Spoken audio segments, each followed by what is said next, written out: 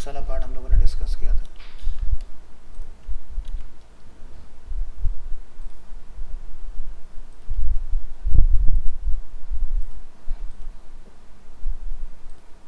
और लिस्ट वाला पार्ट भी हमने डिस्कस किया था कि अगर हमें लिस्ट को इनसाइड आउटसाइड करना हो। चलिए तो आज शुरू करेंगे हम लोग टेबल के साथ।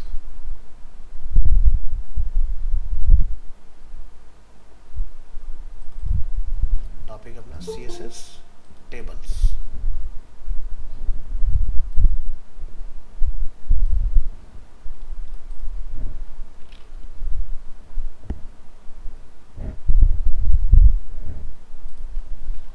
तो टेबल ऑलरेडी आप टेबल से अवेयर हैं कि किस तरह से काम करता है। टेबल का बेसिकली जो मेन रोल है वो है सेक्शंस को डिफाइन करना प्लस डेटा जो हमारा रहता है, जैसे कि यूज़र का first name, middle name, last name, age, email, just like जैसे कि हम लोग यहाँ पर देख रहे हैं। तो इस तरीके से अगर हमें किसी डेटा को अगर स्टोर करना है तो बेस्ट चॉइस बनता है टेबल।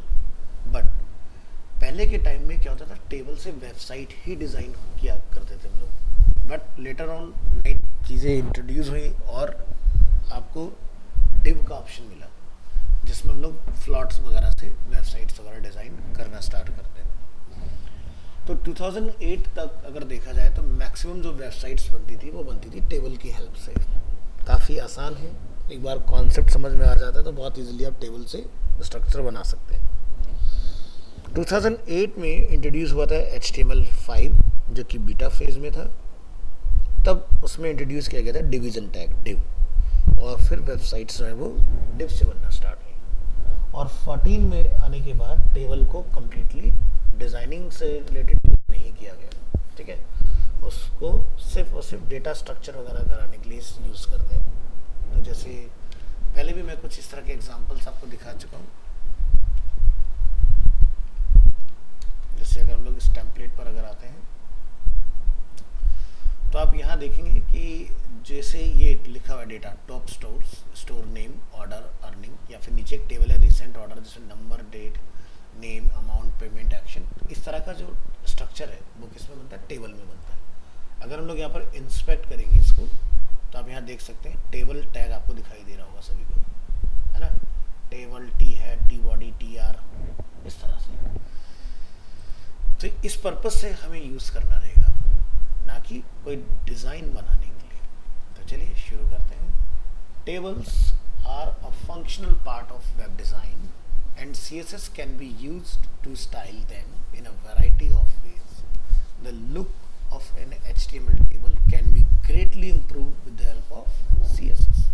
So एक एग्जांपल हम लोग यहाँ देखेंगे तो आप देखोगे एक टेबल काफ़ी अच्छे से स्टाइल है, इसका जो हेडर है वो डिफरेंट कलर में है, और हर एक हमने इवन जो हमारा रो है उसका कलर कुछ डिफरेंट रखा हुआ है ना। तो कुछ वैसे हुए जैसे मैंने अभी आपको लाइव दिखाया था एग्जांपल। तो ये तो है CSS के साथ, बट स्टेप बाय स्टेप हम लोग समझेंगे चीज़ों को कैसे कंट्रोल करना है। तो सबसे पहले हम बात करेंगे टेबल में border. To specify table border in CSS use the border property. अब बॉर्डर प्रॉपर्टी टेबल के लिए कुछ अलग नहीं है, जो हम लोग पढ़ के आ चुके हैं, जो उसके अंदर नंबर ऑफ स्टाइल्स होते हैं वो यहाँ पर भी काम करेंगे। तो नॉर्मली क्या होता है, जब हम लोगों ने टेबल टैग को यूज़ किया अपने प्रोजेक्ट में तो उसका विजुअल नहीं मिलता हमें जब तक आप उसमें डेटा को स्टोर नहीं कराते। तो हमें किसी रो की टेरिटरी या फिर किसी कॉलम की टेरिटरी पता ही नहीं चलती कहाँ से कहाँ तक है। तो अगर आप वो क्लियरिटी चाहते हो तो आप क्या करेंगे, टेबल TH TD। टेबल जो मेन कंटेनर हो गया, TH जो टॉप वाला जो हमारा हेडिंग वाला पार्ट होता है वो पार्ट हो गया, एंड TD जो हमारे कॉलम्स होते हैं। TH और TD दोनों कॉलम्स बनाने में हेल्पफुल होते हैं। हम रो को बॉर्डर नहीं देंगे, हम टेबल TH और TD को बॉर्डर देंगे, और हमें डिफाइन किया 1 पिक्सल का हमें एक सॉलिड ब्लैक बॉर्डर चाहिए, ठीक है। अब क्या हो कि अगर हम ये ना डिफाइन करें बॉर्डर,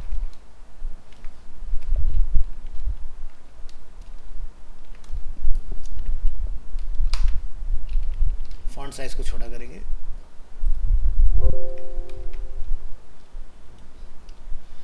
तो देखिए मैं थोड़ी देर के लिए इस कोड को यहां पर बंद कर देता हूं।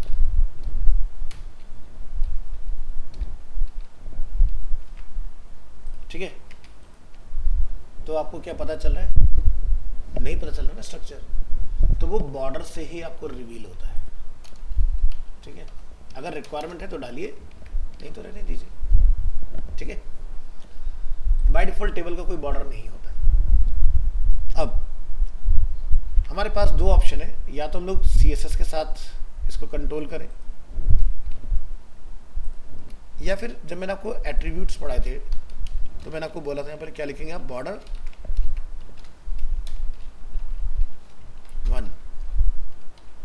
फिलहाल मैं पहले हटा देता हूँ ताकि आप डिफरेंस समझ पाए। देखिए अभी कोई बॉर्डर नहीं है, लेकिन अगर मैंने टेबल एलिमेंट में लिखा बॉर्डर 1 तो टेबल आपको डिस्प्ले हो रहा है। ठीक है, बट HTML एट्रीब्यूट कभी भी हम लोग वेबसाइट डिजाइनिंग में इस्तेमाल नहीं करते हैं, फॉर्मेटिंग से रिलेटेड खासकर। ठीक है, तो आपने ध्यान रखना है कि उसको CSS से ही कंट्रोल करना है, क्योंकि कल को मान लो आपसे क्लाइंट बोलता है चेंजेस कर दो, तो आप 1 गो में ऊपर से चेंज कर पाओगे। यहाँ मल्टीपल टेबल होंगे, जैसे मैंने भी आपको मल्टी कार्ट में दिखाया, तो आप बार बार चेंज करोगे वही चीज़ को ना, इसलिए।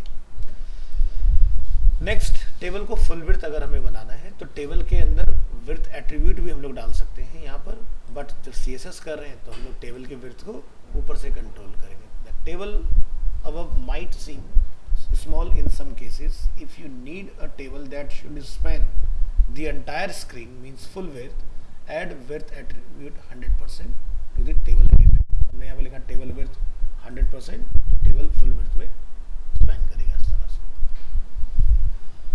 अब बात करते हैं यहाँ पर डबल बॉर्डर की। आप देख सकते हैं बॉर्डर में डबल दिखाई दे रहा है, तो आप ऑलरेडी पढ़ के आए तो आपको पता है कि ये जो डबल बॉर्डर दिखता है इसको हम बोलते हैं सेल स्पेसिंग।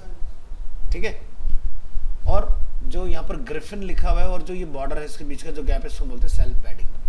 ठीक है, तो चलिए समझते हैं इसको। Double borders, notice that the table in the example above have double borders.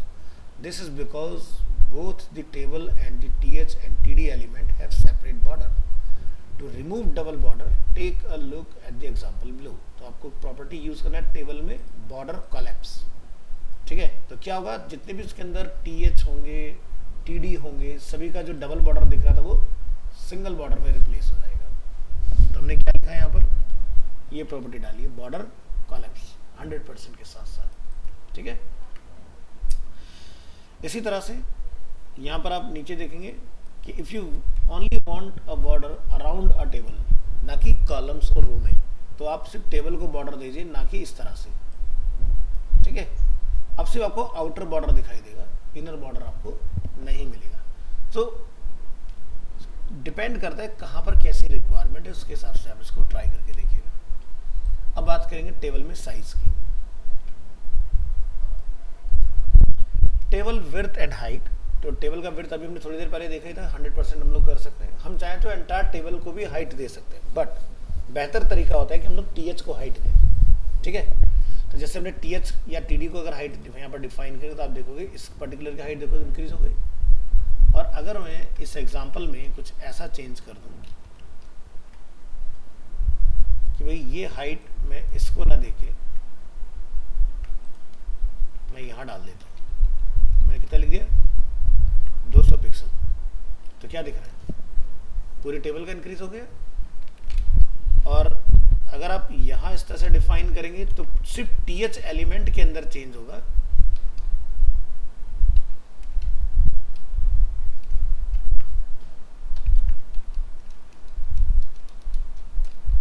कितना था डिफॉल्ट 70। इसी तरह से अगर आप TD में भी करना चाहते हो तो क्या लिख सकते हैं, TH, TD, अब दोनों का एक साथ हो जाएगा। देखिए समझ गए ना, तो मैं पूरे टेबल को भी ले सकता हूँ विड्थ हाइट में, मैं पर्टिकुलर TD या TH को भी कंट्रोल कर सकता हूँ, या TR को भी मैं हाइट दे सकता हूँ, पॉसिबल है। अच्छे से क्लियर हो गया, आगे बढ़ेंगे। टेबल की width, to create a table that should only span half the page, use width property is 50%। इस केस में आप देखेंगे 100% का 50% हो गया ऑटोमेटिक, है ना। अब जब विड्थ टोटल विड्थ से कम होगी तब हम लोग टेबल का अलाइनमेंट भी कर सकते हैं। तो ये देखेंगे table alignment. horizontal alignment, the text align property sets the horizontal alignment like left, right और center of the content in th और td. देखो अगर th एलिमेंट होगा तो उसके अंदर डिफॉल्ट जो टेक्स्ट का अलाइनमेंट होता है वो होता है सेंटर, और td जो एलिमेंट होता है उसके अंदर टेक्स्ट का जो डिफॉल्ट अलाइनमेंट होता है वो होता है left. By default the content of th element are centered align and the content of td elements are left aligned. To center align the content of td elements as well as, ठीक है, तो आप use करेंगे text align center. क्योंकि ts तो already है तो सिर्फ td को डिफाइन कर देंगे. तो देखो ये भी सेंटर हो गया, प्लस जो td का एलिमेंट है वो भी आपको सेंटर में मिलेगा. To left align the content force the alignment of th elements to be left aligned. by default center है तो हमने th को लिखा लेफ्ट हो जाएगा, तो देखिए लेफ्ट हो गया. Vertical alignment, the vertical alignment property sets the vertical alignment like top, bottom और middle of the content in th और td. By default the vertical alignment of the content is in a table is middle for both th and td. तो यहाँ पर हमने td की height को expand किया है 50 पिक्सल, और वर्टिकल अलाइन हमने क्या लिखा है बॉटम. एक मिनट. तो यहाँ पर हाइट हमने कितना रखा है 50 और vertical alignment bottom. Default th और td दोनों ही एलिमेंट का जो अलाइनमेंट होता है वर्टिकली वो मिडिल होता है. कैसे पता है? अभी हमने प्रीवियस एग्जांपल में अगर आपने नोटिस किया होगा कहीं पर हाइट सेट किया था, तो जब हमने हाइट सेट किया तो हमें क्या दिखाई दिया, ये टेक्स्ट वर्टिकल कहाँ रहा था, मिडिल, है ना. तो यहाँ पर हम उसके डिफॉल्ट को बॉटम की तरफ शिफ्ट कर रहे हैं, तो आप देख सकते हैं हमने td को क्या बोला बॉटम से अलाइन हो जाए, तो देखो लाइन के क्लोज आ गया बॉटम में. डिफॉल्ट जो ये होता है वो आपको मिडिल मिलता है. चेक करके देखेंगे.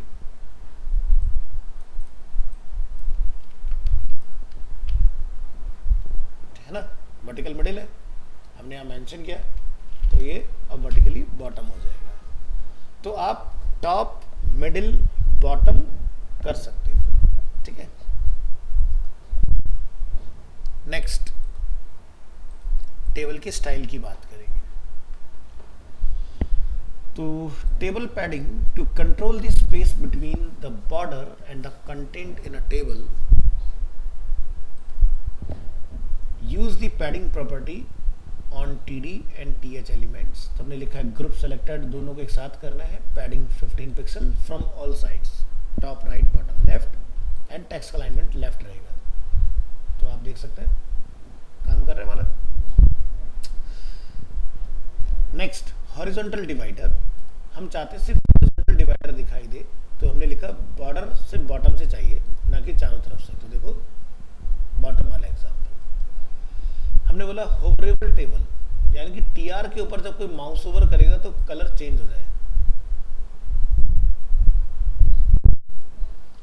स्ट्राइप टेबल हमने यहाँ पर लिखा है कि हर एक उसको छोड़ के रो को इवन नंबर पे जो रो आएगी, जैसे 1 को छोड़ दो 2 का कलर चेंज करो, 3 को छोड़ो 4 का कलर चेंज करो. हमने लिखा इवन नंबर पर हमारा कलर जो है वो चेंज होना चाहिए. देखो 1 नॉर्मल, 2 का कलर डिफरेंट, 3 नॉर्मल, 4 का कलर डिफरेंट, ऑटोमेटिकली आपका रो का कलर डिफरेंट आएगा. नेक्स्ट बात करेंगे टेबल कलर. तो हमने बोला यहाँ पर टीएच का बैकग्राउंड कलर जो है वो चेंज कर दो, तो देखो जो हेडर है उसका कलर चेंज हो गया इस तरह से. अब बात करेंगे रेस्पॉन्सिव की. इसके अंदर रेस्पॉन्सिव करने के लिए आपको क्या करना है, और responsive table will display a horizontal scroll bar if the screen is too small to display the full content. Add a container like div with overflow x auto around the table element to make it responsive. तो हमने table को किस में डाल दिया, उठा के div में डाल दिया, और ओवरफ्लो में क्या लिखा x, यानी कि हॉरिजॉन्टल और ऑटो. अब देखो इसमें बहुत ज़्यादा डेटा है, ठीक है, तो ये कितना रेस्पॉन्सिव हो सकता है जब तक बीच का स्पेस है. जब बीच का स्पेस खत्म हो जाएगा तो ये ओवरलैप करना चालू करेगा, तो ये आपको वहाँ पर बचा लेगा. तो देखो जैसे कि यहाँ पर क्या दिखाई दे रहा है, हॉरिजॉन्टल स्क्रॉल, लेकिन जहाँ तक जगह होगी वहाँ तक ये छोटा होता जाएगा, लेकिन जब इसको लगेगा भी अब जरूरत से ज़्यादा छोटा कर रहे हो आप, तो ये स्क्रॉल बार एक्टिव कर देगा इसके अंदर। तो ये टेबल में स्क्रॉल बार है, ना कि पेज में स्क्रॉल बार है। पेज में तो नीचे होता, कैसे पता? जैसे अमेज़ॉन को रिक्वेस्ट करो तो स्क्रॉल बार कहाँ है? पेज के नीचे।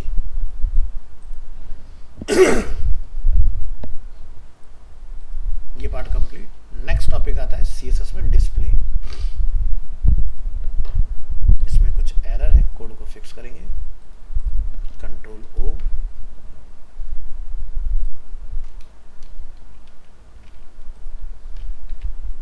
एक क्लास कंटेनर कुछ है यहाँ पर। अब सही, चलिए। तो CSS layout the display property. Display property मैंने आपको HTML में भी पढ़ाया हुआ है कि कौन कौन से एलिमेंट्स होते हैं जो ब्लॉक होते हैं और कौन कौन से एलिमेंट्स होते हैं जो इनलाइन होते हैं। तो इसको मैं स्किप करूंगा, आप सबको पहले से पता है। यानी वो एलिमेंट, जैसे ये पैराग्राफ है लेकिन ये इस कंटेनर के अंदर है, तो ये अगर आप राइट क्लिक करके इंस्पेक्ट करोगे तो पूरी विड्थ को ले रहा होगा, दिखाई दे रहा है ना? ये ऐसी हेडिंग, पैराग्राफ, ऐसे न जाने कितने सारे टैग्स हैं जो फुल विड्थ के ऊपर काम करते हैं, जैसे कि एड्रेस, आर्टिकल, ए साइड, ब्लॉक कोड, और इसी से इनलाइन में ये सारे टैग हमारे आते हैं। अच्छे से पता है आप लोगों को इनलाइन वगैरह क्या होता है। बात करेंगे मैक्स विड्थ। ये भी हम लोगों ने ऑलरेडी पढ़ा हुआ है, मैक्स विड्थ क्या काम करता है, और अभी हाल फिलहाल में डिस्कस भी हुआ था लास्ट क्लास में भी। अगर हम किसी एलिमेंट को देते हैं सिर्फ विड्थ, ठीक है, तो क्या होगा? जब आप उसको उस पर्टिकुलर विड्थ से छोटा करोगे तो पेज में स्क्रॉलिंग आएगी। और अगर आपने लिख दिया उसको मैक्स विड्थ, तो वो बड़ा तो उतना ही होगा जो आप विड्थ में कर रहे थे, लेकिन उस विड्थ से जब छोटा करोगे तो वो रिस्पॉन्सिव हो जाएगा। देखते हैं यहाँ पर width and max width, using width and max width and margin auto. A block level element always takes up the full width available, stretches out to the left and right as far as it can. So setting the width of a block level element will prevent it from stretching out to the edges of its container. Then you can set the margin to auto to horizontally center the element within its container. The element will take up the specified width and the remaining space will be split equally between the two margins. तो यहाँ पर हम लोग क्या देखेंगे, जैसे कि यहाँ हमने बनाया एक अपना डिव कंटेनर जिसके हमने विड्थ जो है वो कितनी रखी, 600 पिक्सल्स। देखो एक अलग फाइल में इसको मैं समझाने की कोशिश करूँगा आपको। ये हमारे पास फाइल है, नोटपैड में ओपन करेंगे इसको। देखिए अगर मैं मार्जिन को हटा देता हूँ,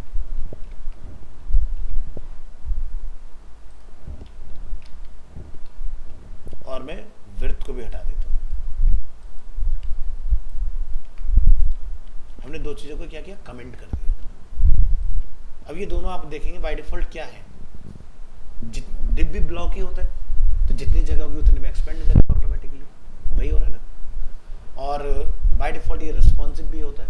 आप देखोगे हमने पेज को छोटा किया, छोटा भी हो गया, बड़ा करें तो बड़ा भी हो रहा है। लेकिन प्रॉब्लम कहाँ शुरू होती है, जब हम किसी डिव को एक विड्थ दे देते हैं। अब आपने इसमें डाली है पिक्सल्स में, यानी कि एक लॉक वैल्यू है। लॉक वैल्यू का मतलब क्या होता है कि ये इस पार्ट पर लॉक हो गया, इससे आगे नहीं जाएगा। तो क्या होगा, अगर हम अपने पेज को छोटा करें और अगर वो पेज आपको 500 पिक्सल से नीचे जाता हुआ दिखेगा, तो क्या दिखाई दे रहा है, देखो ये वाला पार्ट अंदर ही आ रहा है, ऊपर वाला पार्ट स्क्रॉल हो रहा है। एक तो ये चीज़ समझ में आ गई। दूसरा हमने यहाँ पे लिखा था मार्जिन ऑटो, इसका क्या मतलब हुआ, अगर आपको लगता है कि भाई ये मेरा फुल स्क्रीन है और ये जो एलिमेंट है मुझे मिडिल में चाहिए, तो ध्यान रखना मार्जिन जो है वो ब्लॉक पर ही काम करता है। तो इसने क्या किया, इसको सेंटर की तरफ पुश कर दिया, ठीक है। अब जो मेरे पास मैक्स विड्थ वाला पार्ट है, इसमें क्या होगा, हमने लिखा है instead of width max width, बाकी सब कुछ सेम है। नॉर्मली अगर देखोगे तो कोई डिफरेंस पता नहीं चलेगा, लेकिन जब पेज को 500 पिक्सल से ज़्यादा छोटा करोगे तब समझ में आएगा कि क्या फ़र्क पड़ा। नीचे वाला पार्ट रिस्पॉन्सिव है, लेकिन 500 पिक्सल से बड़ा नहीं हो रहा, देख रहे हो। लेकिन स्क्रॉलिंग नहीं दे रहा आपको, ऊपर वाले पार्ट की वजह से स्क्रॉलिंग आ रही है। डिफरेंस समझ आया? ये चीज बात करेंगे अब सीएसएस में पोजीशन की। ठीक है, पोजीशन हम लोगों ने ऑलरेडी पढ़ा हुआ है, लेकिन डिटेल में समझेंगे। बाय डिफॉल्ट जितने भी आपके एलिमेंट्स हैं उनका जो डिफॉल्ट पोजीशन होता है वो होता है आपका स्टैटिक। ठीक है, तो यहाँ देखेंगे the position property specifies the type of positioning method used for an element static, relative, fixed, absolute और स्टिकी। तो यहाँ देखेंगे position property specifies the type of positioning method used for an element. So there are 5 different position value. Static is default, आपको कुछ नहीं करना है, लेकिन बाकी की जो ऑप्शन मिलेंगे relative, fixed, absolute and sticky, इन सबकी अपनी अपनी कंडीशन है, किस सिचुएशन में कौन सा फीचर आपके लिए बेनिफिशियल होगा। ठीक है, so elements are then position using the top, bottom, left and right properties. However, these properties will not work unless the position property is set first. They also work differently depending on the position value. So position static की हम बात करेंगे सबसे पहले। तो क्या लिखा है, HTML elements are position static by default, चाहे वो inline हो चाहे वो block। ठीक है, कहाँ आता है, जहाँ आप लिखते हो वहीं आ जाता है डिफॉल्ट, तो वो हुआ static position. Static position element are not affected by the top, bottom, left and right properties. An element with position static is not position in any special way, it is always position according to the normal flow of the page. So here is a CSS that is used. हमने यहाँ पे लिखा है एक div जिस पर हमने class बनाई है स्टैटिक। तो इसका मतलब क्या है, डिव के ऊपर ही स्टैटिक चल सकता है क्योंकि डिव एलिमेंट है, स्टैटिक क्लास है। अगर मैं इसको पैराग्राफ को दूंगा तो नहीं चलेगा, क्यों, क्योंकि पी नहीं लिखा हुआ है इसका आगे। बट अगर मैं डिव हटा दूंगा तो सब पे चल जाएगा, है ना। तो फिलहाल ये सिर्फ डिव के लिए हमने लिखा पोजीशन स्टैटिक, और बॉर्डर की ये थिकनेस रहेगी, कलर रहेगा और टाइप रहेगा। तो अगर मैं इस एग्जांपल में नोटपैड में आकर पोजीशन स्टैटिक को निकाल दूं तो क्या कोई फर्क पड़ा रिलोड करने पर? नहीं पड़ा ना। लगा दो तब भी कोई फर्क नहीं पड़ेगा, क्यों, क्योंकि स्टैटिक तो डिफॉल्ट ही है, आपको लिखने की जरूरत नहीं है। यही स्टेटमेंट यहाँ लिखा हुआ है, HTML elements are position static by default. Relative की बात करेंगे। Position relative is position relative to its normal position. इसमें हम ये वैल्यू पास कर सकते हैं, लेफ्ट, टॉप, राइट, बॉटम से में कितना कितना गैप मेंटेन करना है। An element with position relative is position relative to its normal position। तो जैसे हमने div को लिखा रिलेटिव, अब आप अगर लेफ्ट से लिखोगे 30 पिक्सल का गैप बन जाए तो बना देगा, लेकिन यही चीज़ अगर मैं यहाँ पर लिखता हूँ लेफ्ट से 30 हो जाए पिक्सल का गैप, ठीक है, तो ये डिनाई कर देगा इस चीज़ को। सेव किया हमने और ऊपर ट्राई करें, कोई फर्क नहीं पड़ा ना, ठीक है, क्योंकि स्टैटिक डिफॉल्ट है, उसमें ये चीज़ें काम नहीं करती हैं। और यही हमने यहाँ पर पढ़ा है इसके ऊपर, ठीक है, कि इस पर ये सब चीज़ें अफेक्ट नहीं करती हैं। चलिए, तो रिलेटिव का देखेंगे एग्जांपल। क्या दिखाई दिया, देखो 30 पिक्सल मूव कर गए। अब आपने नोटिस किया तो पेज में स्क्रॉलिंग आ गई, क्यों हुआ, क्योंकि डिव अपने आप में 100% है। 30 का तुमने उसको लेफ्ट से गैप दे दिया, तो 100 तो डिफॉल्ट ही रहा ना, तो 30 उसमें 100 में एड ऑन हो गया, जिसकी वजह से इसने क्या करा, स्क्रॉलिंग बना दी इसके। ठीक है,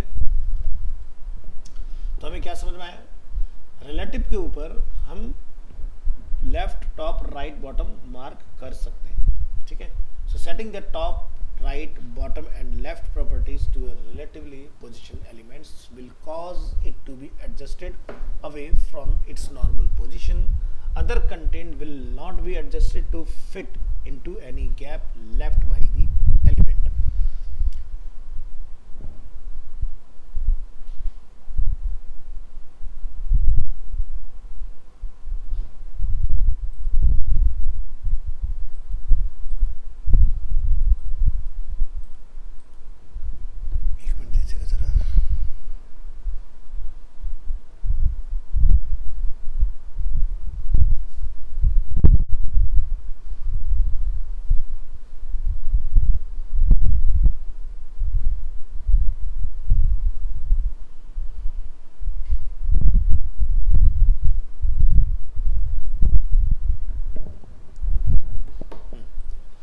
बात करेंगे पोजीशन फिक्स। तो रिलेटिव का मतलब अपनी ही जगह पर एलिमेंट गैप मेंटेन कर सकता है। फिक्स के केस में क्या होगा, जैसे बहुत सारी वेबसाइट हम लोग देखते हैं, जैसे कि VSES यमुना ले लिया हम लोगों ने,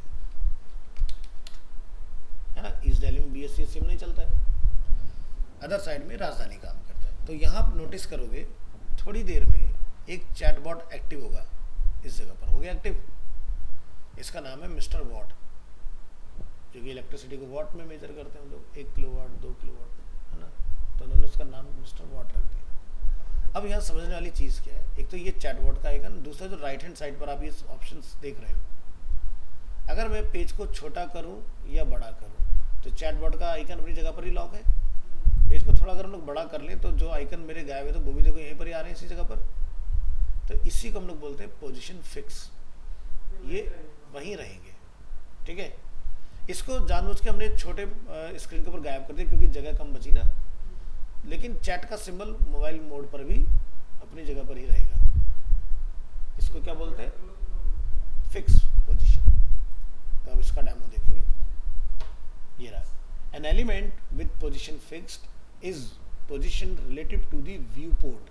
व्यू पोर्ट यानी कि बॉडी, यानी कि जो हमारा ब्राउजर है, इसको किसी एलिमेंट से लेना देना नहीं है, ये सीधे स्क्रीन पर चलता है, ठीक है। Which means it always stay in the same place even if the page is scroll. अगर पेज में स्क्रॉलिंग भी आ गई तो भी वहीं पर ही रहेगा जहां आपने रखा होगा। The top, right, bottom and left properties are used to position the element. A fixed element does not leave a gap in the page where it would normally have been located. Notice the fixed element in the lower right corner of the page. Here is the CSS that is used. Position क्या लिखा हमने, fixed। हमने बोला bottom से gap 0 हो जाए और right से 0 हो जाए, तो उसका क्या मतलब है ना, राइट बॉटम में मेरा ऑब्जेक्ट दिखाई देगा आपको। कितना बड़ा दिखाई देगा, 300 पिक्सल का होगा और उसकी एक बॉर्डर है। तो आप देखो ग्रीन कलर का आपको राइट बॉटम में दिखाई दे रहा है कुछ यहाँ पर, यहाँ देखो इधर ये चीज़, this div element has position fix. अब स्क्रीन को छोटा करो बड़ा करो, देखो ये वहीं पर ही रहेगा। राइट बॉटम बोला ना आपने, ये वहाँ से हिल के राजी नहीं होगा, पेज को नीचे ले जाओगे नीचे चला जाएगा, क्योंकि इसको कमांड गई है राइट और बॉटम। तो जो चैट के आइकन आप देखते हो जो लगाए जाते हैं वेबसाइट्स वगैरह में ना, वो ऐसे ही लगाए जाते हैं। हाँ, जैसे अभी अगर हम लोग देखें अरीना मल्टीमीडिया, शायद इसमें भी इनकॉर्पोरेट हुआ है ये चीज़। थोड़ा वेट करो, शायद थोड़ी बहुत देर में आ जाएगा, मैं श्योर नहीं हूँ। बट जैसे आप यहाँ देख रहे हो लिखा है कस्टमाइज क्रोम, तो ये भी वही चीज़ है, पोजीशन फिक्स। तो यहाँ देखो छोटी स्क्रीन पर एडिट का आ जाएगा, बड़ी स्क्रीन अगर होगी तो वहाँ पर बटन रिवील हो जाएगा आपको, ठीक है। बट ये भी क्या है, पोजीशन फिक्स।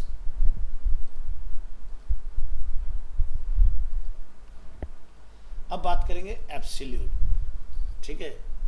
तो पहले ये बताओ यहाँ तक के ऊपर सब में डिफरेंस समझ में आ गया। अब एब्सोल्यूट को समझो। An element with position absolute is position relative to the nearest position ancestor। यानी कि absolute जब भी कहीं चलाओगे तो आपको ये ध्यान रखना है उसका जो पेरेंट होगा वो रिलेटिव जरूर होना चाहिए। अगर रिलेटिव नहीं होगा तो absolute काम नहीं करेगा। तो क्या लिखा है, रिलेटिव टू द नियरेस्ट, ठीक है, position ancestor instead of position relative to the viewport like fixed. So however, if an absolute position element has no position ancestor, it uses the document body and moves along with page scrolling. Absolute position element are removed from the normal flow and can overlap elements. तो यहाँ देखो मेरे पास दो div है, one is relative and other is absolute. Position absolute, इसकी width और height 400 by 200 pixel है। ये है यहाँ पर, सॉरी ये रिलेटिव है। ये एब्सोल्यूट जिसकी टॉप से हमने गैप रखा 80 पिक्सल, राइट से 0, विड्थ हाइट 200 पिक्सल की और 100 पिक्सल की रखी हमने। आप रन करेंगे यहाँ पर तो देखो अगर मैं पेज को छोटा या बड़ा करूँगा तो इसको कोई फ़र्क नहीं पड़ेगा, क्यों, क्योंकि इसका पेरेंट ये है, ये इसको जानता है। हाँ, अगर ये आपने लिख दिया मैक्स विड्थ तो जब ये छोटा होगा तो ये भी राइट से अपना आप धीरे धीरे घटना स्टार्ट हो जाएगा। फिलहाल स्क्रॉलिंग आ रही है क्योंकि हम लोगों ने क्या डाला है, विड्थ, ना कि मैक्स विड्थ। चलो चेंजेस करके देखते हैं, समझ में आएगा। तो मैं सिर्फ इतना ऐड कर दूं इसके अंदर, मैक्स काम हो जाना चाहिए। फिलहाल देखो 100% पे कोई चेंजेस नहीं है, छोटा करेंगे। अब आप क्या देखते हो, पेरेंट अगर बड़ा हुआ तो वो भी इसके साथ चल दिया, पेरेंट अगर छोटा हुआ तो उसके साथ चल दिया, क्योंकि ये इसको जानते हैं, इसको पेज से मतलब नहीं है, पेरेंट के साथ जो होगा वो उसके साथ चलेगा। समझ गए? तो ध्यान देने वाली चीज क्या है कि डिव के अंदर डिव है, रिलेटिव के अंदर एब्सोल्यूट काम करता है, ये ध्यान रखना है। अब जरूरी क्लास रिलेटिव होगी तभी नहीं, प्रॉपर्टी उस डिव की रिलेटिव, क्लास तो कुछ भी हो सकती है, संता मंता रोहन मोहन सोहन, हमें उससे मतलब नहीं है। बस ध्यान रखना जो चाइल्ड है वो एब्सोल्यूट होगा, पेरेंट जो होगा रिलेटिव होगा, तभी रिलेटिव सॉरी एब्सोल्यूट काम करता है। ठीक है, चाइल्ड एब्सोल्यूट, पेरेंट रिलेटिव, भूलना नहीं है इसको। ठीक है,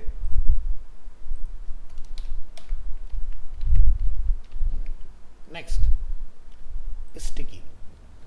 स्टिकी बिल्कुल फिक्स की तरह ही काम करता है, लेकिन ये थोड़ा सा स्मार्ट है।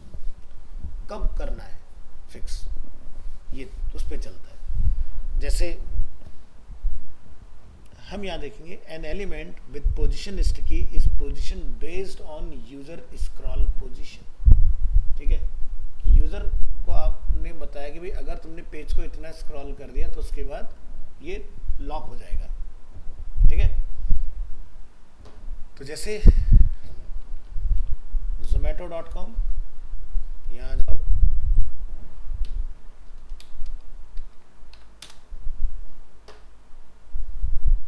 यहाँ आप नोटिस करना ये वाला जो सेक्शन है हमारा, जब मैं पेज को स्क्रॉल करूंगा देखो कोई चेंज नहीं हो रहा, लेकिन जब मैं जरूरत से ज्यादा स्क्रॉल करूंगा तो देखो मेरे फिल्टर लॉक हो गए ऊपर जाके। दिस इज कॉल्ड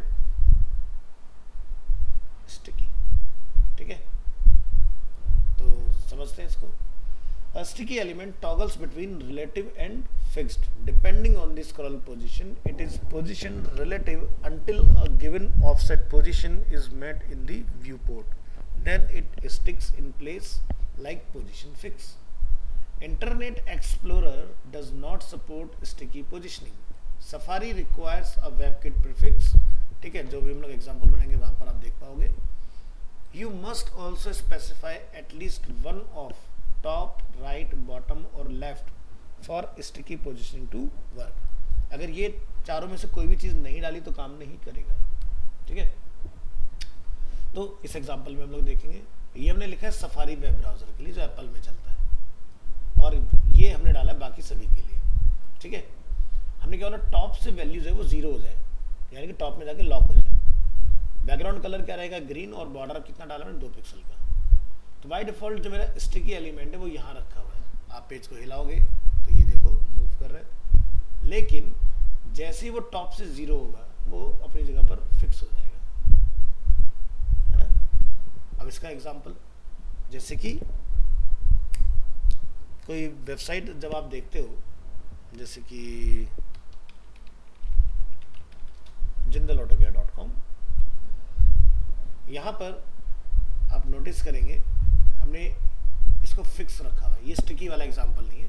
आप क्या देखते हैं कि नैबा टॉप में लॉक है, ठीक है, लेकिन साथ में हमने एक और चीज इसमें लगाई है, स्केलिंग की, यानी कि इसकी जो हाइट है वो कम हो जाती है जब हम लोग पेज को स्क्रॉल करते हैं।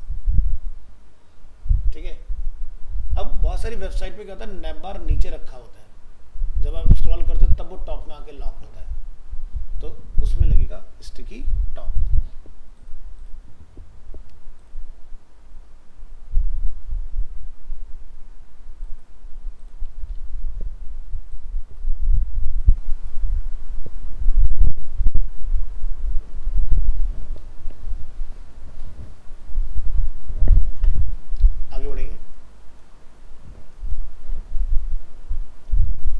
नेक्स्ट, तो सारे पार्ट हमारे डिस्कस हो गए। स्टैटिक कुछ नहीं होगा, बाय डिफॉल्ट होता है। रिलेटिव आपने देख लिया किस तरह से काम करेगा, यानी किसी एलिमेंट को अगर हमने रिलेटिव दिया हुआ है तो उस पर लेफ्ट, राइट, टॉप, बॉटम की पोजीशंस वर्क करेंगी। तीसरा हमने डिस्कस किया था फिक्स। फिक्स का मतलब कि जो पोजीशन आप डाल दोगे उस पोजीशन पे लॉक रहेगा। एब्सोल्यूट बिना रिलेटिव के काम नहीं करता है, यानी कि एब्सोल्यूट चलाने के लिए पेरेंट होना बहुत ज़रूरी है, उसकी वैल्यू पोजीशन में रिलेटिव होना बहुत ज़रूरी है। और स्टिकी जस्ट अभी हमने देखा ही है कि किसी भी डायरेक्शन से मैं उसको जीरो करके लॉक कर सकता हूँ। ठीक है, अब हम लोग देखेंगे पोजीशन की हेल्प से ही कि एक इमेज के ऊपर हम टेक्स्ट को कैसे लिख सकते हैं। तो हमने एक कंटेनर बनाया जिसका पोजीशन क्या है, रिलेटिव। अब हमने एक क्लास बनाई टॉप लेफ्ट जिस पर हमने पोजीशन का डाल दिया एब्सोल्यूट। तो भाई बिल्कुल सही है, अगर कंटेनर के अंदर टॉप लेफ्ट होगा और उसकी रिलेटिव है और इसकी एब्सोल्यूट है तो ये वर्क कर जाएगा। इसी तरह से टॉप राइट, ये भी हमने एब्सोल्यूट रखा है, बॉटम लेफ्ट ये भी एब्सोल्यूट है, बॉटम राइट ये भी एब्सोल्यूट है और सेंटर वाले को भी हमने एब्सोल्यूट लिखा हुआ है। तो इमेज जो है हमने इसका विड्थ कितना रखा है 100%, हाइट ऑटो रखी है क्योंकि जितनी इमेज की हाइट होगी उतनी आ जाएगी, और ऑपेसिटी इमेज का कितना रखा है 30%, 0.3। आप इस एग्जाम्पल में देखोगे ये मेरा top left, top right, centre, bottom left and bottom right मुझे मैटर दिखाई दे रहा है। ये कैसे पॉसिबल हो रहा है, जरा कंट्रोल यू करो और कोड पर एक नज़र डालो। डिव क्या है, कंटेनर, उसके अंदर इमेज है। ठीक है, इमेज को हमने क्या बोला है 100%। ठीक है, स्क्रीन के अकॉर्डिंग, और उसके इमेज के बाद में बहुत सारे डिव है हमारे पास। ठीक है, जिसमें हमने अलग अलग क्लास यूज़ की है जो कि हमने ऊपर बनाई थी। तो आप देख सकते हो हमने यहाँ लिखा था पोजीशन एब्सोल्यूट टॉप से 8 पिक्सल, लेफ्ट से 16 पिक्सल, उतना ही गैप बना है यहाँ पर, टॉप से 8 लेफ्ट से 16। चाहो तो चेक करके देख लो।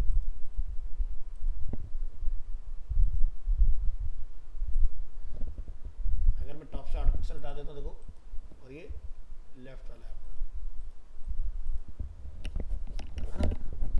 तो इस तरह से ये सारे आपकी प्रॉपर्टीज वर्क कर जाएंगे। तो कई बार ऐसी रिक्वायरमेंट आती है हमें इमेज के ऊपर लिखना होता है, तो क्या ध्यान रखना है कि हम पेरेंट को क्या बना दें, रिलेटिव, चाइल्ड को बना देंगे एब्सोल्यूट, और फिर उसके ऊपर आप काम कर सकते हैं। तो ये टॉपिक हमारा अच्छे से हो गया। अब पोजीशन के साथ ही एक और चीज निकल के आती है जिसको हम बोलते हैं जी इंडेक्स, यानी कि डेप्थ लेवल। जी इंडेक्स को कैसे समझें, क्या होता है जी इंडेक्स।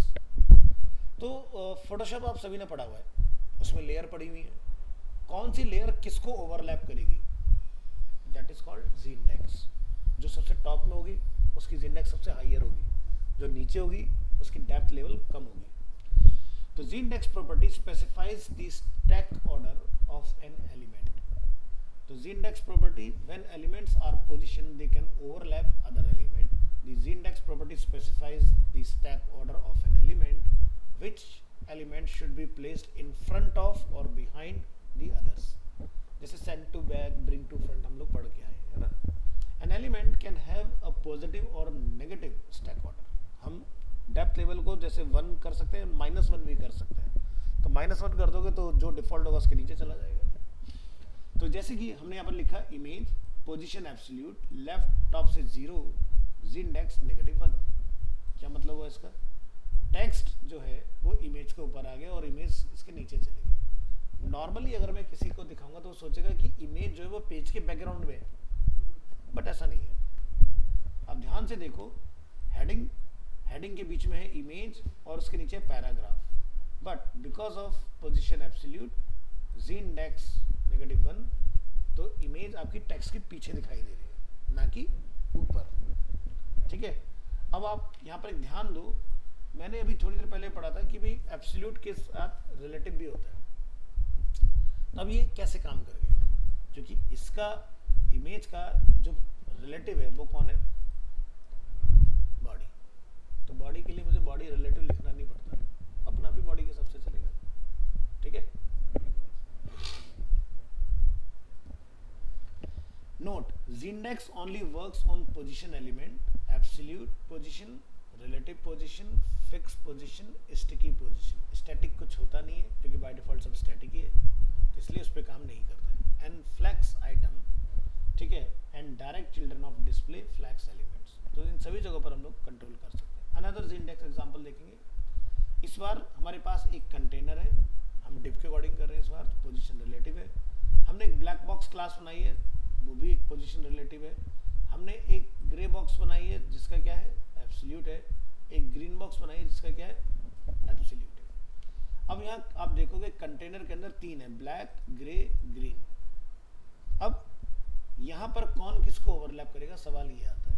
तो सबसे हाईएस्ट इंडेक्स किसका है, ये 2 है, ये 3 है, ये 1 है। तो ये ग्रे बॉक्स वाला सबसे ऊपर आना चाहिए, ट्राई करके देखो, ग्रे सबसे ऊपर है। बट कायदे में अगर आप देखोगे तो ग्रे जो है ब्लैक और ग्रीन के बीच में था, है ना, लेकिन ऊपर कैसे निकल के आया, बिकॉज ऑफ जी इंडेक्स।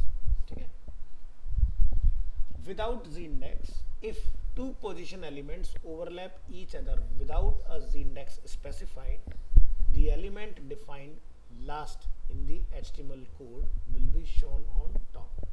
अब मान लो भाई मैंने एक सर्कल बनाया, सर्कल के अंदर मैंने एक छोटा सर्कल बनाया, मैं कुछ ऐसा दिखाना चाह रहा हूँ सर्कल के अंदर सर्कल। बट अगर छोटा सर्कल का ऑर्डर बड़े सर्कल के बाद में तो छोटा सर्कल बड़े सर्कल के ऊपर आ जाएगा, और अगर आपका बड़े सर्कल का ऑर्डर छोटे सर्कल के बाद में है तो छोटा सर्कल ढक जाएगा। ऐसे केस में इंडेक्स लगा के आपको ऊपर लाना पड़ेगा, तभी आपका वो सर्कल दिखाई देगा, नहीं तो ऑर्डर जो लिखने का है वो आप चेंज करोगे। तो जैसे कि यहाँ पर हम सेम एग्जांपल कुछ क्रिएट कर रहे हैं। अब यहाँ देखिए मैंने ग्रीन बॉक्स को ऊपर कर दिया, कैसे किया, यहाँ पर ग्रीन बॉक्स जो है आपका वो कहाँ रखा है, सबसे बाद में। इस बार मैंने यहाँ पर कोई इंडेक्स नहीं लगाया, तो ऑर्डर है ब्लैक, फिर ग्रे, फिर ग्रीन। और उसी तरह से अगर आप यहाँ देखोगे ब्लैक, ग्रे, सॉरी गलत फाइल खोल ली, ग्रीन, तो ब्लैक के ऊपर ग्रे, ग्रे के ऊपर ग्रीन। ठीक है, इंडेक्स अगर मैं यहाँ पर ऐड करूँगा तो मैं ग्रे को ऊपर लाने के लिए या ग्रीन को पीछे ले जाने के लिए ब्लैक को सबसे ऊपर लाने के लिए ट्राई करूँगा। तो ट्राई करके देखते हैं क्या मैं ब्लैक को सबसे ऊपर ला सकता हूँ कि नहीं।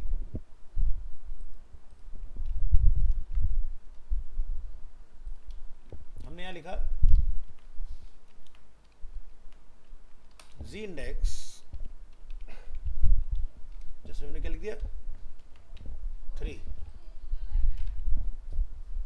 क्या दिख रहा है सबके ऊपर, मैंने एलिमेंट को तो ऊपर नीचे नहीं करा ना, मैंने खाली डेप्थ लेवल। तो ऐसा समझो फोटोशॉप में लेयर को ड्रैग करके ऊपर रख दिया, ये वो काम हो गया। आई होप अच्छे समझ में आया होगा सभी को, है ना। चलिए अगले टॉपिक की तरफ मूव करते हैं। पोजीशन के बाद जी इंडेक्स के बाद हमारा नेक्स्ट टॉपिक आता है ओवरफ्लो। ठीक है, ओवरफ्लो का मतलब जैसे कि आप समझोगे आपके घर में एक वाटर टैंक है, पानी ज़्यादा भरोगे तो पानी बाहर आ गया, यानी कि ओवरफ्लो। तो यानी किसी भी कंटेनर के अंदर जब आप एक्सेस अमाउंट में कुछ डालोगे तो वो बाहर निकल जाएगा। जैसे कि मेरे पास एक कंटेनर है जिसकी विड्थ है 200 बाई 300 पिक्सल, मैटर आप ज़्यादा लिख दोगे तो क्या होगा, बाय डिफॉल्ट वो उससे बाहर निकल आएगा। आपका मैटर वो कंटेनर बड़ा नहीं होगा, मैटर जो है वो बाहर निकल आएगा उससे। ठीक है, अब जैसे यहाँ पर हम देखेंगे इस चीज़ को, the CSS overflow property controls what happens to content that is too big to fit into an area। तो अभी थोड़ी देर पहले मैंने आपको ओवरफ्लो दिखाया था ना टेबल के साथ, कि अगर टेबल बड़ी है, स्क्रीन छोटी है, तो वो स्क्रॉल हो जाए, है ना। तो वही हम लोग यहाँ पर देखेंगे, the overflow property whether to clip the content or to add scroll bar when the content of an element is too big to fit in the specified area। The overflow property has the following values visible, which is default।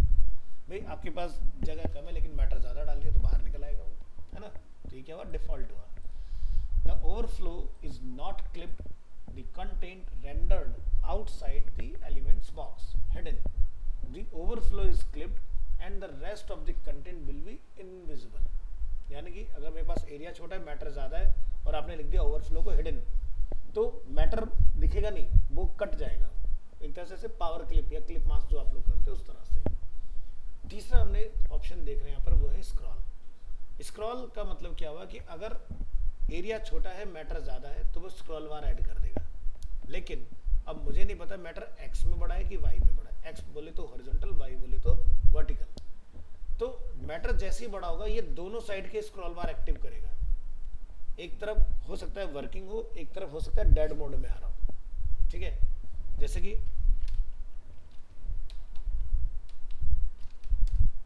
Notepad में आप देख रहे हो, ये जैसे मेरा disable आ रहा है स्क्रॉल बार यहां पर, ठीक है, जहां मेरा माउस है, दिख रहा नहीं, तो डिसेबल है।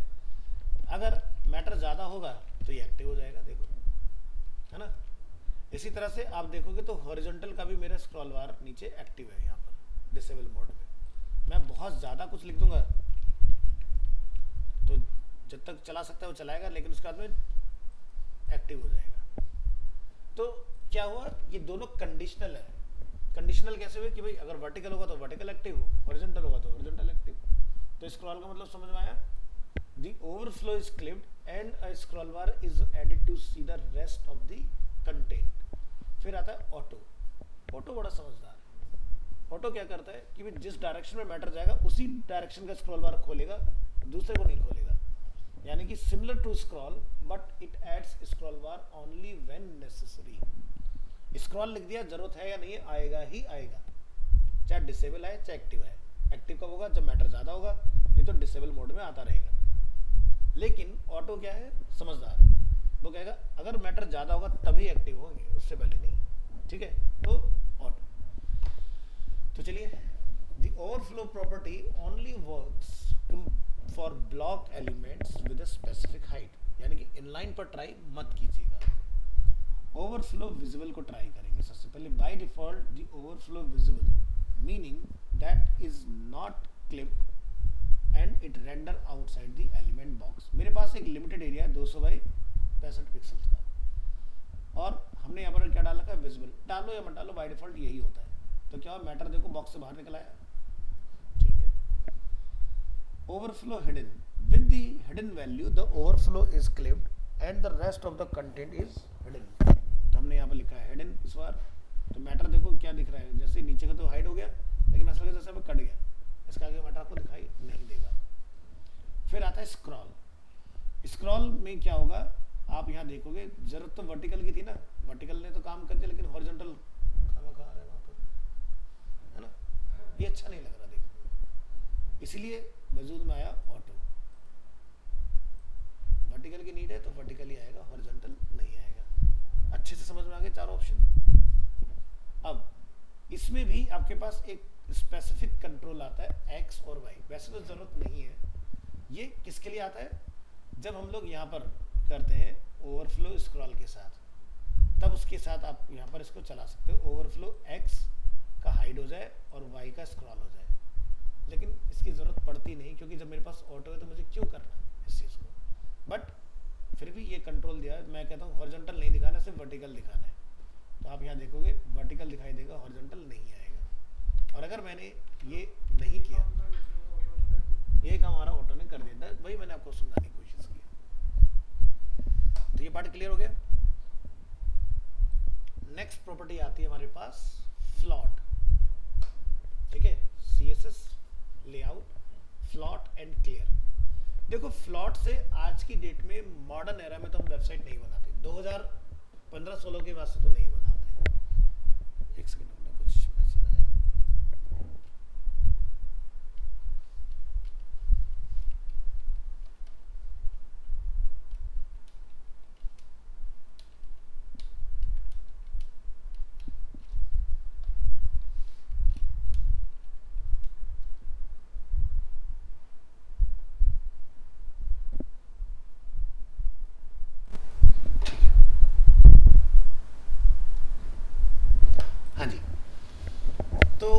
एक टाइम था जब हम लोग फ्लॉट के साथ वेबसाइट को पूरा डिज़ाइन करते थे, जब तक कि हमारा फ्लैक्स और ग्रिड नहीं आ गया था, ठीक है।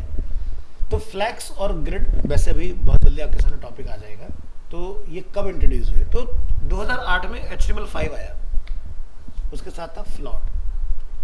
2009 में इंट्रोड्यूस कर दिया गया था फ्लैक्स और ग्रिड को, लेकिन तब तक वो एक हैबिट होती है ना, हैबिट से निकलने में टाइम लगता है, ठीक है। तो जैसे जो लोग टेबल में बड़ा कंफर्टेबल थे, उनसे टेबल की आदत नहीं जा रही थी तो क्या हुआ, 2014 तक लोगों ने टेबल में वेबसाइट बनाई है, लेकिन डिव जो था वो 2008 में इंट्रोड्यूस कर दिया गया था। लेकिन फिर क्या होता है कि थोड़ी सख्ताई तो दिखानी पड़ती है ना, तो W3C जो ऑर्गेनाइजेशन है उन्होंने क्या बोला, एक स्टेटमेंट जारी किया 2014 में कि अब से टेबल का इस्तेमाल नहीं होगा, वेबसाइट सिर्फ डिव से बनेगी और डिव के अंदर भी आप फ्लैक्स और ग्रिड का ही इस्तेमाल करोगे।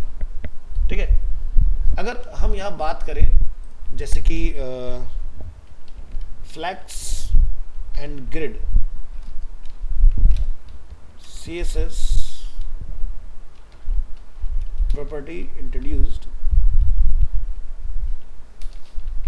in which year?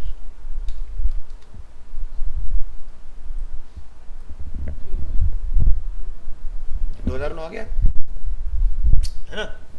तो इस तरह से तो काफी पुरानी चीज है और बहुत अमेजिंग चीज है। ठीक है, तो जब फ्लैक्स और ग्रिड दोनों बहुत जल्दी आप इससे डिजाइन बना सकते हो। मैं आपको फ्लॉट भी सिखाऊंगा, क्योंकि ऐसा नहीं फ्लॉट बिल्कुल बंद हो गया, लेकिन जैसे टेबल का रोल स्पेसिफिक हो गया वैसे ही फ्लॉट का रोल भी स्पेसिफिक है। देखो फ्लॉट का मतलब, जैसे इसके नाम में इसका काम छुपा हुआ है। फ्लॉट मतलब किसी चीज को फ्लो कराना, किधर, लेफ्ट या राइट, समझ गए। फ्लो ये हो गया, फ्लॉट का मतलब फ्लो यानी कि अलाइनमेंट। तो ये डाला तो गया था अलाइनमेंट के लिए, बट फ्लैक्स और ग्रिड के अभाव में लोगों ने इससे पूरी वेबसाइट ही डिजाइन करना शुरू कर दिया था। ठीक है, हमने भी काफी प्रोजेक्ट बनाए हैं, इवन मैं भी आपको सिखाऊंगा कैसे बना सकते हैं। तो चलिए समझेंगे इसको। The CSS float property specifies how an element should float. The CSS clear property specifies what elements can float beside the cleared element and on which side. अब जैसे मान लो भाई मेरे पास दो एलिमेंट है, तीन एलिमेंट है, मैं कहता हूँ दो तो साइड बाय साइड आएंगे एक दूसरे के सामने, लेकिन तीसरा एलिमेंट जो है वो फ्लॉट ना हो, वो नीचे जाए, तो मुझे लिखना पड़ेगा क्लियर, तब वो नीचे आएगा, नहीं तो वो पहले वाले दो फ्लॉट के साइड में ही चलेगा। समझ गए। तो यहां समझेंगे, float property is used for positioning and formatting content. Example, let an image float left to the text in a container. ये हमने किया हुआ है। ठीक है, अब जैसे जब मैंने आपको HTML की प्रॉपर्टीज पढ़ाई थी तो मैंने पैराग्राफ के अंदर इमेज डाल के आपको दिखाया था। तो जब मैं किसी पैराग्राफ में या नॉर्मल भी जब आप किसी इमेज के साथ कोई टेक्स्ट रखोगे तो टेक्स्ट हमेशा इमेज के नीचे से शुरू होता है। ठीक है, बट अगर मुझे टेक्स्ट को ऊपर लाना है तो HTML में एक एट्रीब्यूट आता है अलाइन। अलाइन लिखते हो आप लेफ्ट तो टेक्स्ट ऊपर आ जाता है। प्रैक्टिकली समझाते हैं, समझ में आएगा। यहां देखो, अभी अगर मैं इस एग्जांपल को नोटपैड में ओपन कर लेता हूं इस तरह से, यहाँ पर एक पैराग्राफ है हमारे पास और ये एक इमेज है हमारे पास इसके अंदर। ठीक है, फिलहाल मैं CSS प्रॉपर्टी को बंद कर रहा हूँ ताकि आपको समझ में आए चीजें। अब आप ध्यान से देखना, इमेज आपकी लेफ्ट हैंड साइड में है, मैटर जो है वो उसके नीचे से शुरू हो रहा है ना। आप क्या चाहोगे, मैटर टॉप से शुरू हो। तो यहाँ पर अभी कुछ CSS वगैरह लिखा हुआ है, मैं इसको भी हटा देता हूँ। ठीक है, ये ओरिजिनल इमेज है। मैं कहता हूँ मैटर ऊपर से शुरू हो, तो हमने क्या लिखा, अलाइन लेफ्ट। तो मैटर आप देखोगे इमेज के ऊपर से शुरू हो जाएगा। और बीच में अगर दोनों के गैप बनाना है तो मैंने आपको एक प्रॉपर्टी सिखाई थी, H स्पेस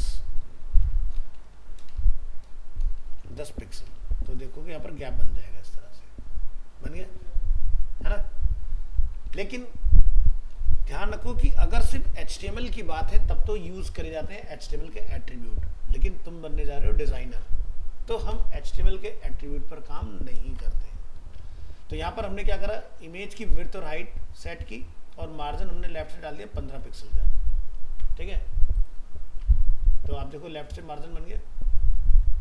अब अगर आपको यहाँ पर ये जो टेक्स्ट जो लिखा हुआ है इधर लेफ्ट में रख के अगर टेक्स्ट में और इमेज में गैप बनाना है तो आप मार्जिन लेफ्ट मत डालो, क्या डालोगे, राइट।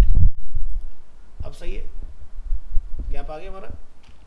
अब यहां पर मैं इसको अनलॉक करूंगा प्रॉपर्टी को, फ्लॉट क्या लिखा हुआ है, राइट, मैं राइट की जगह क्या लिखूंगा, लेफ्ट। मैं चाहता हूँ कि भाई ये मैटर टॉप में आ जाए, आ गया टॉप में।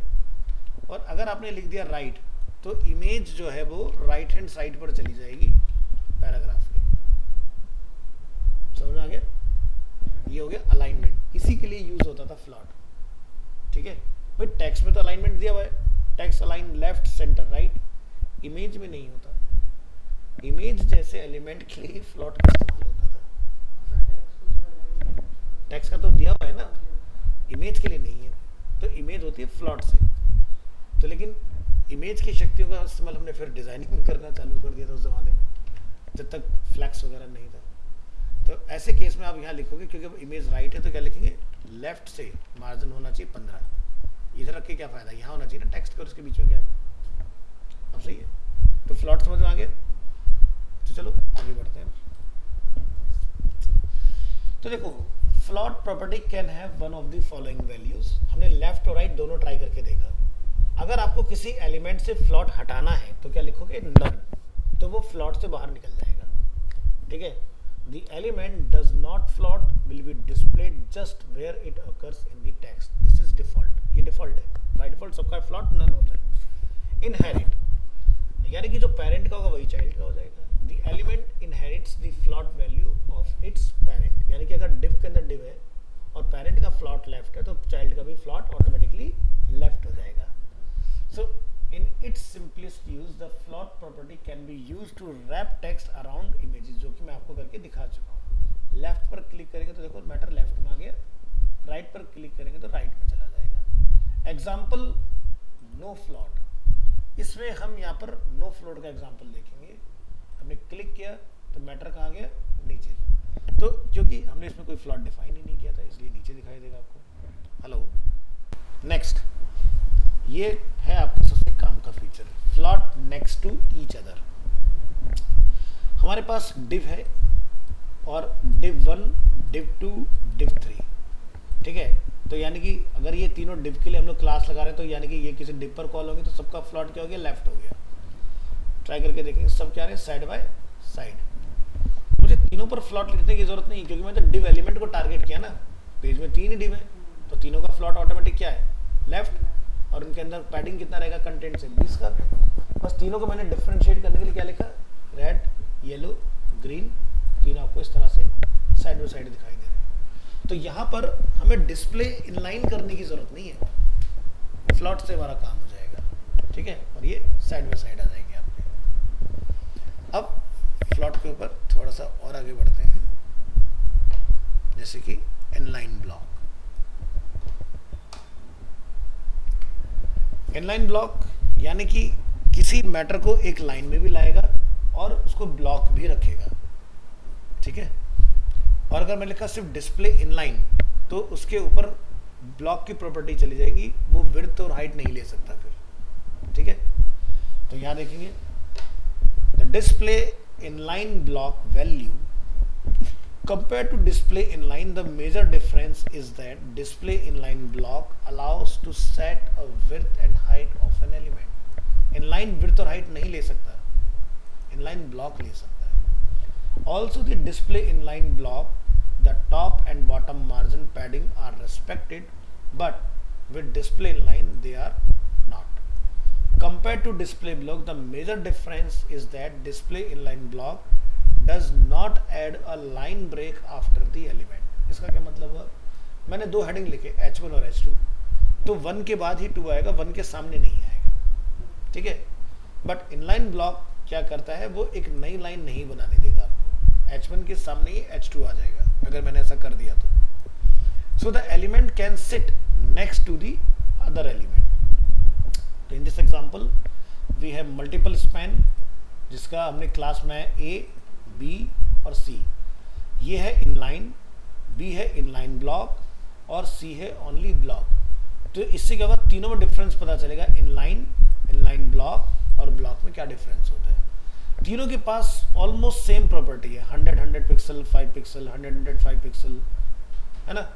बस क्या चेंज है, डिस्प्ले ब्लॉक है, इनलाइन ब्लॉक है और इनलाइन है। तो चलिए एग्जांपल आप देख के समझ सकते हो।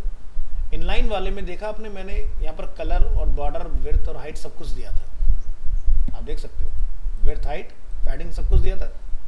क्या इसने एक्सेप्ट किया आपसे? नहीं किया। इसने सिर्फ क्या लिया आपसे? बॉर्डर और बैकग्राउंड का कलर। अब बात करते हैं ब्लॉक की, इनलाइन ब्लॉक। इनलाइन ब्लॉक ने आपसे जो था वो तो लिया ही, साथ में विड्थ और हाइट और पैडिंग को भी एक्सेप्ट कर लिया आपसे, हो गया ना। लेकिन क्या वो लाइन ब्रेक नहीं हुई। तीसरा वाला क्या है? ब्लॉक। तो उसने क्या करा, जहां तक टेक्स्ट आया वहां तक रखा, ब्रेक करके नए लाइन में कंटेनर, दूसरा कंटेनर उसके नेक्स्ट लाइन में, और उसके बाद जो बचाव टेक्स्ट था। अच्छे से समझ में आया? ये डाउट है? क्या डाउट है, पूछो। देखो, इनलाइन ब्लॉक, ब्लॉक के फीचर भी सारे देगा लेकिन बिना लाइन को ब्रेक करे, तो लाइन ब्रेक नहीं हुई ना इसमें। ब्लॉक जो कि हमारा डिफॉल्ट नेचर होता है कि जैसे दो एलिमेंट, जैसे हेडिंग 1 और हेडिंग 2 एक लाइन में नहीं आ सकते, ऑटोमेटिकली नई लाइन बनती है। तो यहाँ हमने दो एलिमेंट बनाए, दो डिव, जो कि बाय डिफॉल्ट ब्लॉक ही होते हैं, बट मैंने पर्पसली उनको क्या बनाया? ब्लॉक। ठीक है, कोड में आ जाते हैं, यहाँ ध्यान से देखो। डिव के अंदर हमने स्पैन एलिमेंट का यूज किया है। स्पैन आपको पता है, जब हम लोग पढ़ा था ब्लॉक और इनलाइन एलिमेंट में, स्पैन बाय डिफॉल्ट इनलाइन होता है, लेकिन मैंने इसको अलग से पावर दी कि भी तुम ब्लॉक बन जाओ। तो ब्लॉक बनने से क्या हुआ? स्पैन भी वैसे ही बिहेव कर रहा है जैसे कि ब्लॉक एलिमेंट करता है। यानी कि उसने एक एलिमेंट को एक लाइन में रखा, फिर ब्रेक करा, दूसरे एलिमेंट को दूसरी लाइन में रखा, फिर ब्रेक करा, उसके बाद जो बचा हुआ मैटर था वो आपका अलग लाइन में कॉल हो गया। तो यानी कि जहाँ फर्स्ट एग्जाम्पल जो डिफॉल्ट उसका नेचर है इनलाइन का, वो आपको एक लाइन में दिखाई दिया, लेकिन विड्थ हाइट एक्सेप्ट नहीं करता है इनलाइन। दूसरे वाले को मैंने बोला इनलाइन भी रहो, साथ में ब्लॉक की भी फीचर ले लो, तो उसने इनलाइन और ब्लॉक रखा, लेकिन नई लाइन ना बनाई उसने, क्योंकि उसके आगे था इनलाइन, एक लाइन में रखना है। तीसरा था ब्लॉक। ब्लॉक का नेचर है कि भाई जब भी चलेगा एक नया लाइन तो बनाएगा ही बनाएगा। तो इस तरह से तीन फीचर आपके काम करते हैं। नेक्स्ट है हमारे पास अलाइन। ठीक है, तो अलाइन में आपको अभी मैंने थोड़ी देर पहले बताया था कि कैसे डिव को सेंटर करते हैं मार्जिन ऑटो की हेल्प से। CSS align element to horizontally center a block element, जैसे कि डिव, लाइक डिव, तो यूज क्या करेंगे? Margin auto. Setting the width of the element will prevent it from stretching out to the edges of its container, क्योंकि div by default होता है 100%, तो मैंने उसको पर्पसली क्या बोला 50% हो जाओ और सेंटर में आ जाओ, जो भी विड्थ है उसके अंदर। तो ये टोटल विड्थ का 50 भी हो गया और सेंटर में भी आ गया। बॉर्डर 3 पिक्सल का दिया, पैडिंग हमने 10 पिक्सल किया, जो कि चारों तरफ से आप इसमें गैप देख रहे हो। ठीक है, तो ये इस तरह से आपको दिखाई दे रहा है। नेक्स्ट, हमें अगर किसी टेक्स्ट को किसी एलिमेंट के अंदर सेंटर लाइन करना है, तो आप ध्यान रखेंगे उस एलिमेंट या उस क्लास का नेम डाल के क्या लिखेंगे? टेक्स्ट अलाइन सेंटर, तो टेक्स्ट सेंटर आ जाएगा। किसी इमेज को अगर मुझे सेंटर करना है, तो इमेज होती है by default display in line. तो सबसे पहले मुझे इमेज को क्या बनाना पड़ेगा? ब्लॉक, फिर मुझे उसको मार्जिन देना पड़ेगा। ठीक है, तो मार्जिन आप ऑटो भी लिख सकते हो, मार्जिन आप लेफ्ट और राइट ऑटो भी लिख सकते हो, या फिर मार्जिन ऑटो और आप लिख सकते हो, तो भी आपका काम कर जाएगा। ठीक है, तो मार्जिन के भी अलग अलग कंट्रोल आते हैं, margin top, right, bottom, left, या फिर शॉर्ट हैंड में लिख सकते हैं मार्जिन ऑटो। दिखा देता हूँ, काम करेगा, अच्छे से क्लैरिटी लो। क्या लिखा है? लेफ्ट और राइट से अलग अलग। मैं इसकी जगह पर अगर ये लिख दूं सीधे मार्जिन ऑटो, ठीक है,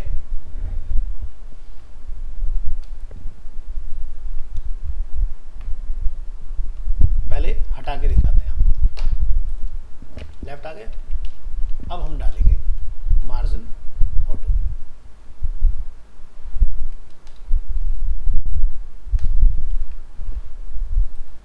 सेम ही काम हो रहा है ना।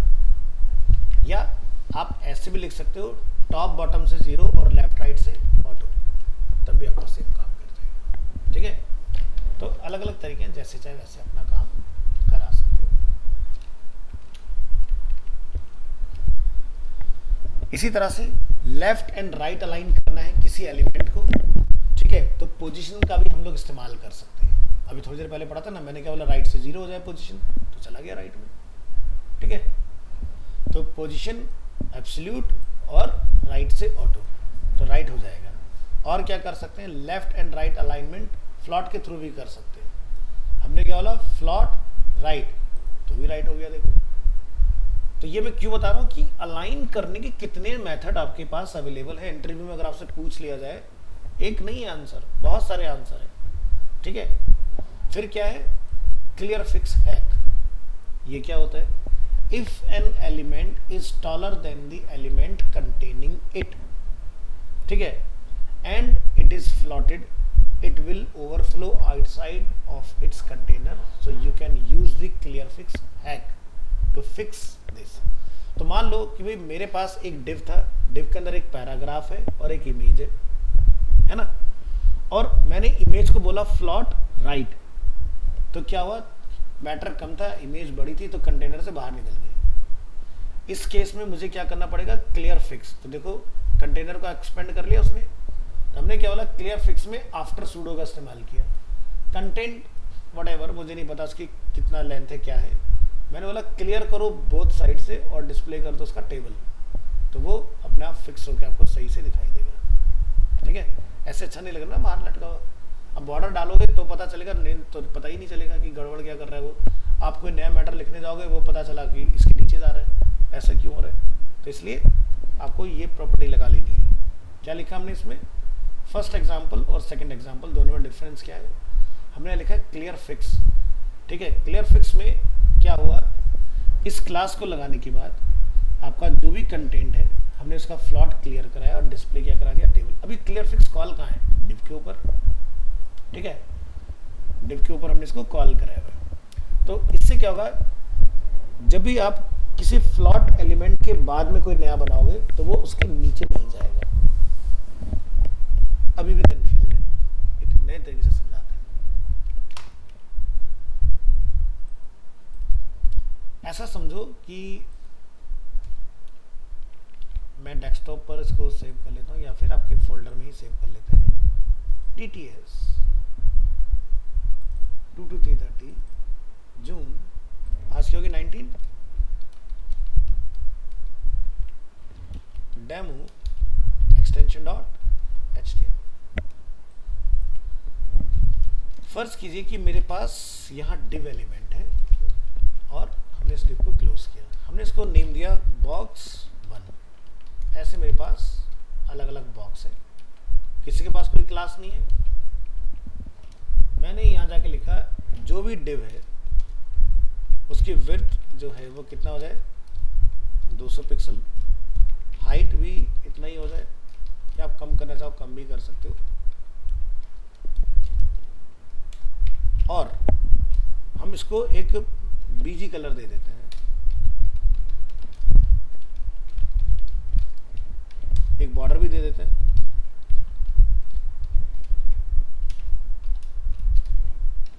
और क्या डालते हैं इसमें, थोड़ा सा गैप।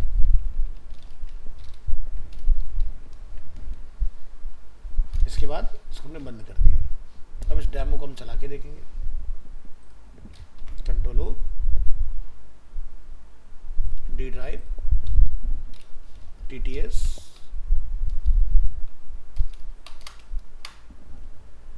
क्या है, ये तीनों बॉक्स बन रहे हैं हमारे। अब डिफॉल्ट तो नेचर यही है डिव का कि भाई एक डिव एलिमेंट एक लाइन में आता है, दूसरा उसके बाद में आता है, लेकिन विड्थ को मैंने जो यहाँ कंट्रोल कर दिया उसकी वजह से ये ऐसे बिहेव कर रहा है। अगर मैं इससे इसकी विड्थ छीन लूँ तो ये फुल विड्थ हो गया। हमारी रिक्वायरमेंट क्या है, ये तीनों एक दूसरे के सामने होने चाहिए, साइड बाय साइड। मैंने क्या बोला, float left, side by side हो गए। अब मैं इसको फिलहाल एक नाम दे देता हूं, बॉक्स।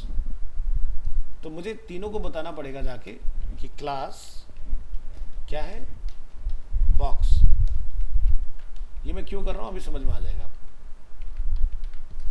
अब मैंने एक और डिव बनाया है यहां पर, इसका नाम क्या है, बॉक्स 4। ठीक है, और इसको मैंने नेम दिया क्लास को बॉक्स 2।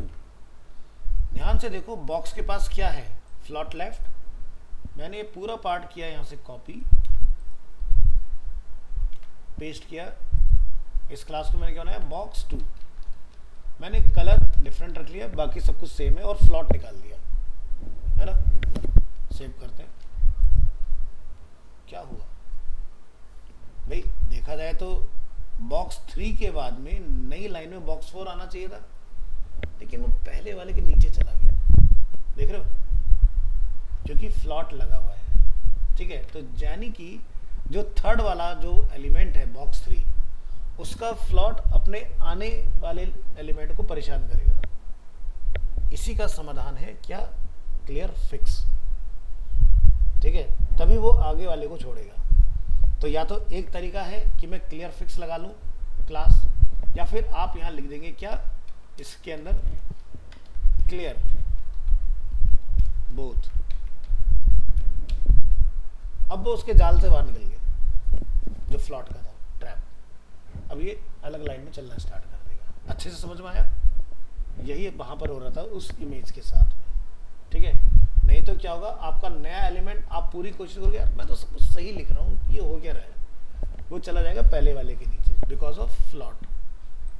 तो फ्लॉट थोड़ा सा ट्रिकी होता है, वैसे इतना कॉम्प्लिकेटेड नहीं है, लेकिन अगर उसकी डेप्थ को ना समझो आप तो ये आपको स्ट्रक्चर बनाने में बहुत परेशान करता है। लेकिन अब आपको पता चल गया कि जब भी कुछ ऐसा होगा तो मुझे क्लियर का इस्तेमाल कर लेना है। अब देखो क्लियर बोथ मैंने यहाँ ट्राई किया, क्लियर लेफ्ट और राइट भी होता है, मैंने बोथ लिखा, मुझे नहीं सोचता कौन सा वाला करना है क्लियर, जो हो अपना बढ़ जाए, तो बोथ तो हो गया, जो कोई भी हो, लेकिन यहाँ था कौन सा, लेफ्ट था ना, तो क्लियर लेफ्ट ही लिखोगे आप। लेकिन बोथ लिख के आप टेंशन फ्री जो मर्जी हो, मुझे नहीं सोचना, मैंने लिखा अपना, खत्म अपना, है ना। तो समझ आ गया, तो ये भी एक तरीका है हमारे पास। इसके बाद आगे बढ़ेंगे, किसी टेक्स्ट को किसी कंटेनर में वर्टिकली अगर आपने अलाइन करना है, ठीक है, तो आप पैडिंग का इस्तेमाल कर सकते हैं। हमने लिखा पैडिंग टॉप बॉटम से 70 पिक्सल, तो टेक्स्ट के ऊपर भी 70, टेक्स्ट के नीचे भी 70, तो ये वर्टिकली मिडिल हो गया। और क्या तरीका है, हॉरिजॉन्टल और वर्टिकल अगर आपने सेंटर लाइन करना है तो आप पैडिंग डाल दो टॉप बॉटम से, लेफ्ट राइट क्लिक डाल दोगे, टेक्स्ट लाइन सेंटर। हाँ, अगर आपको सेंटर करना है लेकिन पैडिंग के बिना करना है तो एक नई प्रॉपर्टी डालो, लाइन हाइट। लाइन हाइट भी आपका वर्टिकल अलाइन करने का काम कर देगी। और क्या कर सकते हैं, सेंटर करना है vertically using position and transform, तो आप यहाँ लिखेंगे जैसे कि सेंटर मेरा कंटेनर है, पी मेरा उसके अंदर एलिमेंट है, मार्जिन को हमने किया 0, पोजीशन को हमने बोला एब्सोल्यूट, तो इस यानी कि सेंटर को रिलेटिव बोलना पड़ेगा। हमने बोला टॉप और लेफ्ट से ये जो आइटम है 50 हो जाए, लेफ्ट से 50 हो जाए, ठीक है, तो ये सेंटर में आ गया। इसके साथ में आपको ये भी बताना पड़ेगा ट्रांसफॉर्म के अंदर जाके कि ट्रांसलेट -50 -50, यानी कि यहाँ से और यहाँ से। नहीं करोगे तो क्या होगा, ये इधर की तरफ भाग रहा होगा थोड़ा सा।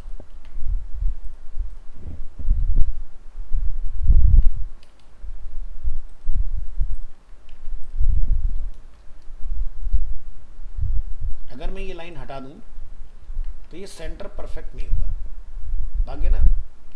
इसी को सही करने के लिए हमें इस प्रॉपर्टी का यूज करना है। ये भी आएगा आपका टॉपिक, ट्रांसफॉर्म दोनों तरह के होते हैं इसमें, 2D एंड 3D।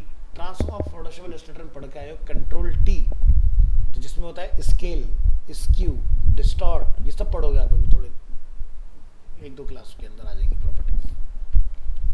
अब देखो परफेक्ट सेंटर में मिल गया, ये भी तरीका है हमारे पास।